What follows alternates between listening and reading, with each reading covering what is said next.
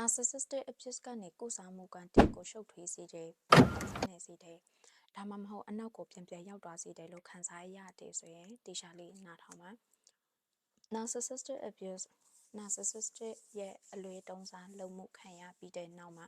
တင်ရဲ့စိတ်နဲ့ခန္ဓာကိုယ်ကတထက်ထဲကြအောင်မှာမဟုတ်ပါဘူးတင်ရဲ့စိတ်ကဒါကအလွဲတုံးစားလုပ်မှုခံရတာပဲလို့ရုပ်တိပိတာအရာနားလေပေမဲ့တင်ရဲ့ခန္ဓာကိုယ် nervous system ကတော့ဒါကအန်တီရရှိနေစေလို့မှတ်ယူပြီးတော့တုံ့ပြန်နေအောင်မှာဖြစ်ပါတယ်ဒါကြောင့်မလို့ပဲတရက်မှာတင်ကတန်မာနေတယ်လို့ခံစားရပြီးမဲ့နောက်တရက်မှာခါကြတော့အစားကနေပြန်စားနေရတယ်လို့မျိုးအားငယ်တဲ့စိတ်တွေခံစားရတာဖြစ်ပါတယ်ပေါ့နော်ဒါကရှုံးနိမ့်မှုတော့မဟုတ်ပါဘူးဒါကစိတ်တန်ရာကနေပြန်လေကုစားတဲ့ trauma recovery ဖြစ်စဉ်တစ်ခုတာဖြစ်ပါတယ် narcissistic abuse ဟာကျမတို့တည်းရဲ့အုံနောက်ကိုအမြဲတမ်းတတိကြီးကြီးတွေအားဖို့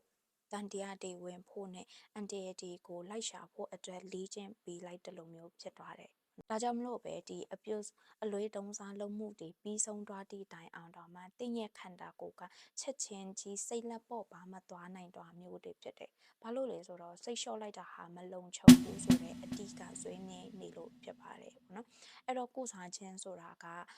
အကောင်းမြင်စိတ်တွေကိုအတမရိုက်တွင်တာမျိုးမဟုတ်ပါဘူး။အခုအချိန်မှာအမှန်တကယ်ဘေးကင်းလုံခြုံမှုရှိနေပြီဆိုတာကိုတင်းရဲ့ nervous system သိရှိနားလည်အောင်တင်ကြားပေးချင်တာဖြစ်ပါတယ်။ဒါကြောင့်မလို့ဒီဗီဒီယိုလေးတွေကို save ထားပါရှင်းလင်းတဲ့အမြင်ရှိခြင်း clarity ကစစ်မှန်တဲ့ကုစားမှု healing စီကိုလမ်းလိုက်တဲ့ပထမဦးဆုံးခြေလှမ်းဖြစ်ပါတယ်